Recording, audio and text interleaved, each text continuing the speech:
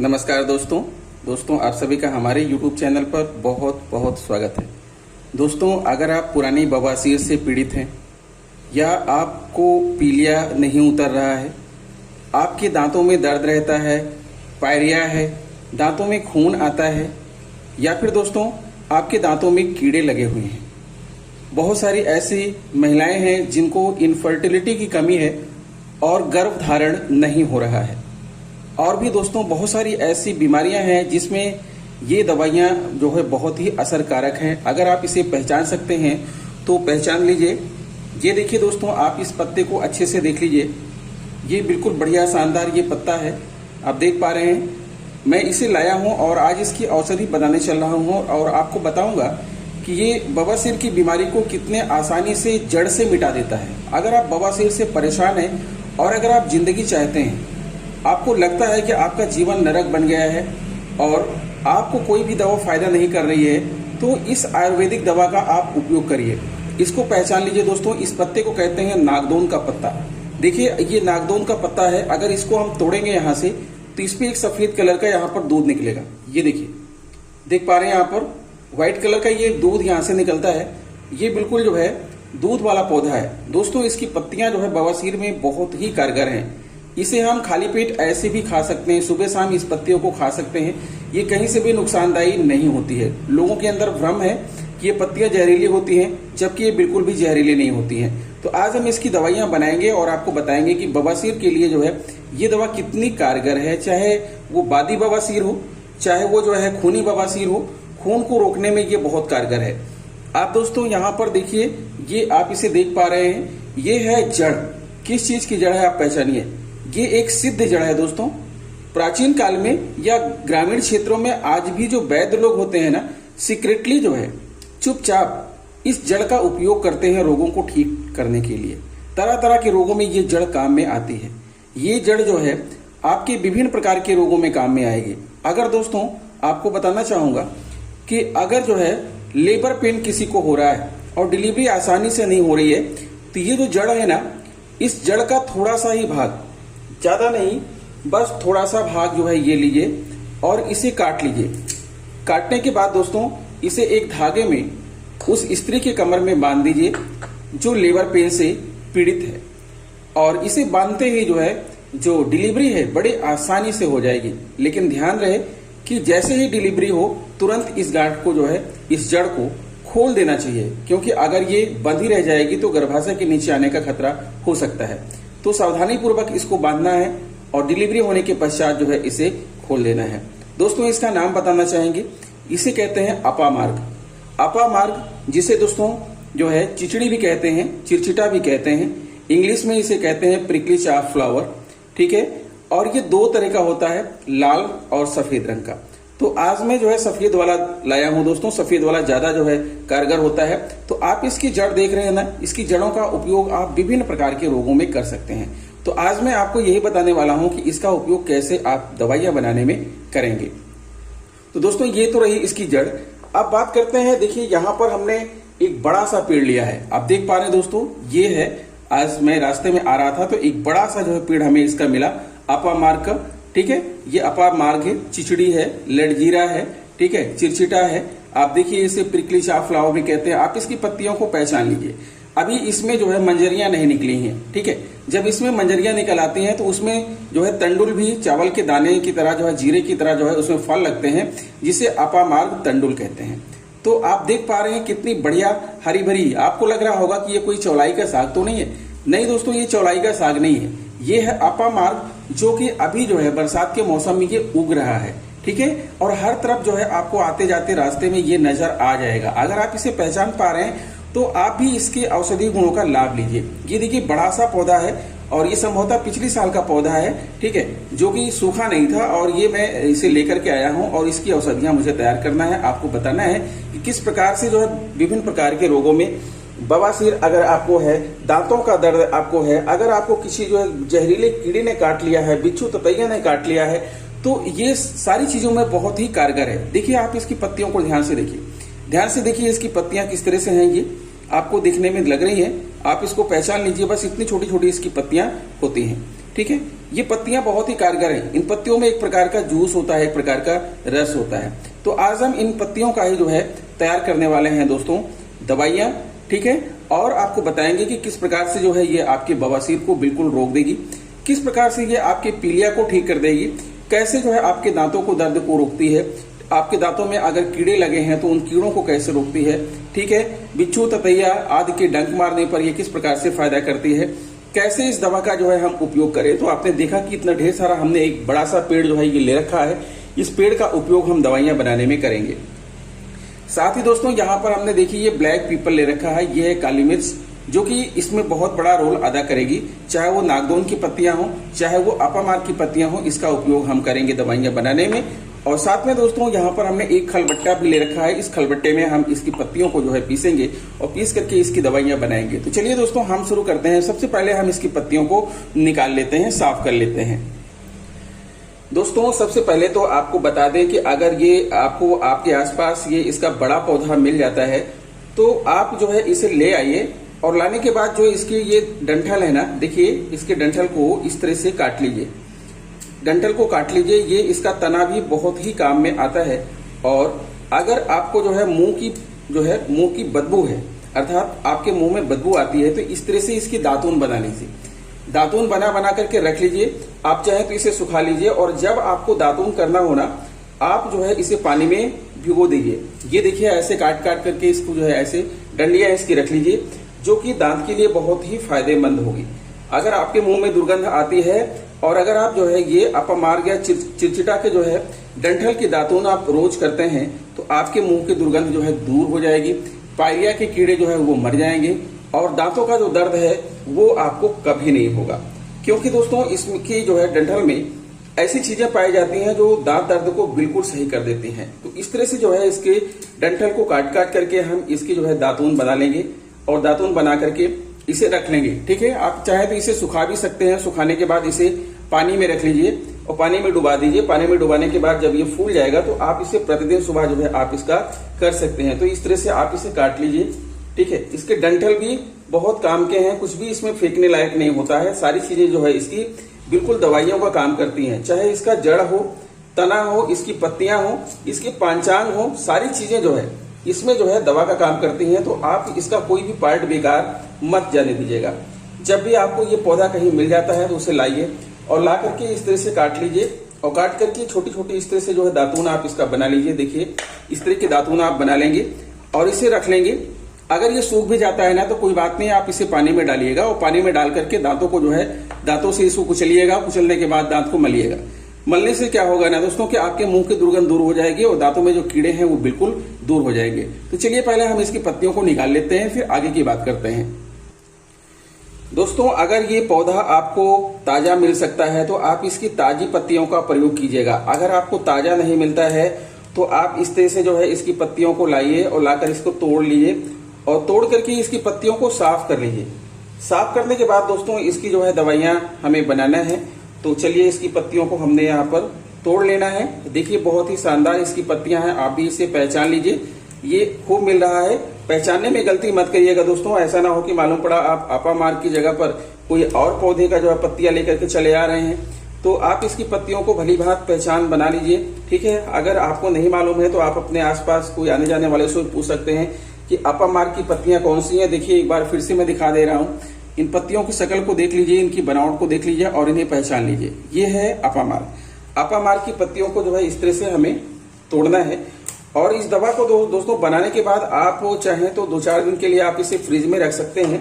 ये खराब नहीं होने वाली है, ठीक है। 2-4 दिन तक आप इसका सेवन कर सकते हैं। लेकिन अगर आपको ये पत्ती जो है ताजी अवेलेबल हो जाए तो आप ताजी पत्तियां ही, ज्यादा नहीं, बस इसकी जो है 2 पत्तियों का जो है आपको इसका रस निकालना है, और बस 2 पत्तियों के रस से ही आपका जो है एक टाइम का इसका डोज हो जाएगा। ज्यादा हमें इसकी जरूरत नहीं पड़ती है। ये दोस्तों ये है कि अगर किसी महिला को जो है बाझपन है और ये है कि अगर उसको संतान उत्पत्ति नहीं हो रही है तो ये जो अपामार की पत्तियां हैं ना, ये उसमें सहायक सिद्ध होती हैं। अपामार की पत्तियों का प्रयोग कैसे करेंगे, तो उसके लिए दोस्तों किसी पवित्र भूमि में अगर ये अपामार जो है उगा हुआ है तो वहां से पत्तियां लेंगे और इस पत्तियों को जो है इसका रस निकालेंगे, उसमें थोड़ी सी काली मिर्च डालेंगे, मिश्री डालेंगे, और जो महिला है उसे ऋतु स्नान के बाद उसी इसका जो है सुबह शाम इसकी खुराक पिला देंगे। तो दरअसल होता क्या है दोस्तों कि कोई भी महिला होती है तो मासिक स्राव के 3-4 दिन के बाद उसके जो है ओवरी से जो अंडे उत्पन्न होते हैं, वो अंडे जो है एक ही अंडा एक महीने में सिर्फ एक अंडा उत्पन्न होता है। तो कुछ अपवाद होते हैं जिसमें 2 अंडे भी आ सकते हैं, तो एक अंडा उत्पन्न होता है। जब अंडे नहीं उत्पन्न होते हैं तो निषेचन क्रिया नहीं होती है और गर्भधारण नहीं होता है। लेकिन ये जो पत्तियां है ना, अंडे को बनाने में जो है ये हेल्प करती हैं। इसके जो रस है अंडे को बनाने में हेल्प करते हैं, तो ये बहुत ही उपयोगी है। चलिए, यहाँ पर हमने इतनी पत्तियों को तोड़ लिया है और अब इसमें हम पहले इसको साफ करके धुल लेते हैं, फिर बताते हैं आपको क्या करना है। ये देखिए दोस्तों, हमने यहाँ पर अपामार की पत्तियों को साफ करके धुल लिया है। अब इतनी ढेर सारी पत्तियां हैं तो आप समझिए कि अगर आप प्रतिदिन 2 पत्तियों का जूस बना रहे हैं, 2 पत्तियों का रस निकाल रहे हैं, तो इसके साथ 2-3 दाने काली मिर्च काफी हैं। अब इतनी ढेर सारी पत्तियां हैं तो इसमें हम जो है ये करीब 8-10 दाने काली मिर्च डाल दे रहे हैं। और अगर आपको तीखा लगे तो स्वाद के अनुसार जो है आप इसमें डाल सकते हैं, मिश्री भी मिला सकते हैं। चलिए, अब इसे हम सिलबट्टे में अच्छे से पीस लेते हैं। ये देखिए दोस्तों, हमने यहाँ पर इसे सिलबट्टे में अच्छे से जो है इसे पीस लिया है। ये अपामार की पत्तियां और काली मिर्च है, और एक जो है ले लेंगे यहाँ पर छोटी सी कटोरी ले लेंगे और एक साफ कपड़ा ले लेंगे, और इसे साफ कपड़े को जो है इसके ऊपर डाल लेंगे। और ये जो पेस्ट है ना, पेस्ट को पूरा का पूरा इसमें डाल देंगे। और डालने के बाद जो है इसकी एक पोटली बनाएंगे और पोटली में थोड़ा सा धीरे धीरे प्रेशर डालेंगे, और आप देखेंगे कि ये देखिए ये जूस निकल आया है। देख पा रहे हैं कितना ढेर सारा यहाँ पर ग्रीन कलर का जो है, बिल्कुल ग्रीन कलर का। थोड़ा सा और इसे दबा दीजिए और ये ढेर सारा जूस निकल आया। आप इसे जो है फ्रिज में रख सकते हैं हफ्ते भर और इसका सेवन जो है कर सकते हैं। ये देखिए इतना ढेर सारा जूस निकल आया है, और यहाँ पर जो ये बच रहा है ना दोस्तों, ये भी फायदेमंद है। ये देखिए दोस्तों, इसे आप देख पा रहे हैं ना, ये जो इसका जो है रस है, अपामार की पत्तियों का रस, इसे बस आपको क्या करना है, सुबह शाम सिर्फ जो है खाली पेट 1 चम्मच पीना है। 1 चम्मच सुबह, 1 चम्मच शाम को, और आपकी जो बवासीर है वो बिल्कुल वो धीरे धीरे करके सही हो जाएगी। और उसके बाद दोस्तों, जो इसकी जो लुगदी है ना, इस लुगदी को भी आपको फेंकना नहीं है। ये जो लुगदी है ये कहाँ पर काम आएगी? पहली बात तो ये है कि अगर आपको मस्से निकले हुए हैं, मस्से अगर बाहर हैं, तो इसको थोड़ा सा गीला करके आप चाहे तो इसमें थोड़ा सा ऑयल भी लगा सकते हैं, और इसको जो है मस्से पर लगा लेना है। लेकिन जब इसे मस्से पर लगाना हो तो दोस्तों उसमें काली मिर्च मत डालिएगा। 2 पत्तियों को पीसिए, पीस करके उसका जो पेस्ट बनेगा उसे मस्सों पर लगा लीजिए। उससे जो है मस्से जो है वो आपके जल्दी से सूख जाएंगे। और फिर अगर आपको किसी बिच्छू ततैया ने डंक मार दिया है तो इसी तरह से इसकी पत्तियों को पीसिए, और पीसने के बाद उस जो है डंक वाली जगह पर इसका लेपन कर लीजिए। ये डंक जल्दी से उतर जाएगा। अगर आपके शरीर में कहीं फोड़े फुंसी हो गए हैं तो उसके लिए भी ये कारगर है। बस इसकी 2 पत्तियों को पीसिए, और पीसने के बाद इस लेप को जो है उस फोड़े फुंसी पर लगा दीजिए, और इस तरह से जो है आपका जो फोड़ी फुंसी है वो बिल्कुल ठीक हो जाएगा। तो दोस्तों, और भी बहुत सारी चीजों में जो है ये कारगर है। अगर आपको जो है पीलिया हो गया है तो पीलिया के लिए इसका उपयोग कैसे करेंगे? दोस्तों, पीलिया के कंडीशन में इसकी जो जड़ है वो बहुत ही कारगर होती है। जब पीलिया हो जाती है ना, तो इसकी जड़ों की माला बनाई जाती है। इसकी जड़ों की माला बना करके रोगी को पहना दीजिए। धीरे धीरे करके जो पीलिया है वो गायब होने लगता है। साथ ही दोस्तों, इसकी ये जो जड़ है, इसकी जड़, इसके तने, जो तने हैं, डंठल है, और इसकी पत्तियां, इन सारी चीजों का जो है आप काढ़ा बना सकते हैं। काढ़ा बना करके रोगी को पिलाइए और उसका जो पीलिया है वो जड़ से समाप्त हो जाएगा। ठीक है। अब बात करते हैं दांतों के लिए। तो दांतों के लिए जैसा कि मैंने आपको बताया, पहली बात तो मैंने ये बताया कि आपके मुंह से अगर दुर्गंध आती है तो आप इसका जो है दातून कीजिए। सुबह उठ करके जो है आप इसकी डंडियों को लीजिए, आप उसे कुचल लीजिए और इसे दातून करिए। इससे आपके मुंह की दुर्गंध दूर हो जाएगी। अगर आपके दांत में कहीं दर्द हो रहा है, अगर आपके दांत में दोस्तों कहीं दर्द हो रहा है, तो इस तरह से एक डंडी लीजिए और उसमें ये रुई का फोया बनाइए, और रुई का फोया बनाइए और इसे जो है डुबाइए और इसे दांत पर लगा दीजिए। जहां जिस पोर्शन पर दर्द हो रहा है ना, उस पोर्शन पर इसे लगा दीजिए। या फिर एक कार्य और कर सकते हैं, थोड़ा सा ये काटन लीजिए, देख पा रहे हैं, और काटन को जो है इसके इस जूस में, इस रस में ऐसे भिगोइए, और भिगोने के बाद जिस पोर्शन पे दांत में कीड़े लगे हैं या दांत में जो दांत दर्द कर रहा है उसके वहीं पर इसको रख करके दांतों से दबाए रखिए। कम से कम इसे 15-20 मिनट तक दबाए रखिए। इससे दांत के कीड़े जो है वो मर जाएंगे। मसूड़ों में अगर स्वेलन है तो समाप्त हो जाएगी। ठीक है, दांत की कोई भी बीमारियां, पायरिया हो सही हो जाएगा। अगर दांत से खून निकल रहा है तो वो भी सही हो जाएगा। साथ में दोस्तों ये भी बताना चाहूंगा कि अगर जो है डिलीवरी के बाद योनि में रख सकते हैं या लगा सकते हैं, इससे जो है योनि का दर्द भी ठीक हो जाता है। तो दोस्तों ये बहुत ही कारगर औषधि है। तो चलिए हम आपको बताते हैं कि नागदोन की पत्तियों का इस्तेमाल कैसे करेंगे। दोस्तों अब बात करते हैं नागदोन की। आप इसे पहचान लीजिए, ये नागदोन का पौधा अगर आप इसके डंठल को ऐसे ही जमीन पर लगा देंगे या गमले में लगा देंगे ना तो ये लग जाएगा और इसमें बहुत सारे जो है पौधे निकल आएंगे। ये बहुत ही देखने में आकर्षक लगता है, बहुत ही सुंदर पौधा लगता है। तो नागदोन से जो है बवासीर के लिए दवा बनाने के लिए पहली बात तो ये है कि अगर आपको ये ताजा नागदोन मिल पा रहा है, सुबह शाम मिल जाता है, तो आप सिर्फ इसकी एक पत्तियां ऐसे तोड़िए, धुलिए और सीधा मुंह में चबा के खा जाइए। दोस्तों मैं इसे खाता हूं, बिल्कुल भी ये नुकसान नहीं करता है, इसलिए आप बिल्कुल डर छोड़ दीजिए। या फिर दोस्तों आप इसे दवा के रूप में खाना चाहते हैं तो चलिए पहले इसके हम पत्तियों को तोड़ लेते हैं।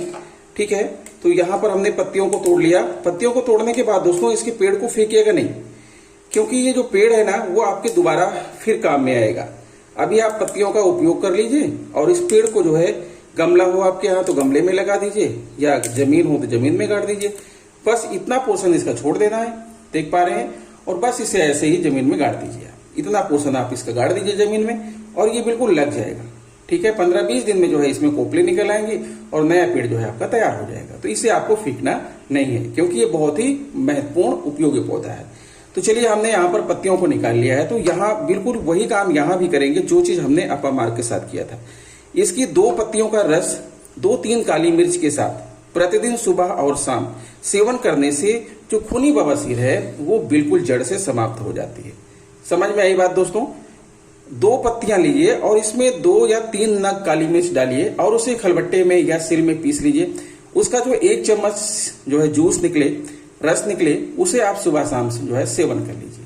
ठीक है, कम से कम 15-20 दिन तक करिए, आपको फर्क अपने आप नजर में आने लगेगा। तो चलिए बस इसकी दवाइयां बनाते हैं, इसे हम पीस लेते हैं। और साथ में दोस्तों